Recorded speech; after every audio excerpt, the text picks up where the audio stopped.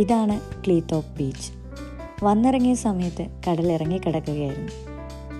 വേലിയിറക്കം എന്ന് കേട്ടിട്ടേ ഉള്ളൂ, പക്ഷേ ഇങ്ങനെ ഒരു അനുഭവം എനിക്ക് ആദ്യമായിട്ടാണ്. അങ്ങ് ദൂരെ നോക്കിയാൽ നമുക്ക് കാണാം ഷിപ്പും അതുപോലെ തിരമാലകളും. അത്രയും ദൂരെ വരെ കടൽ ഇറങ്ങി കിടക്കുകയാണ്. അത്യാവശ്യം നമുക്ക് കുറച്ചേറെ ഇറങ്ങി നടക്കാനുണ്ട്.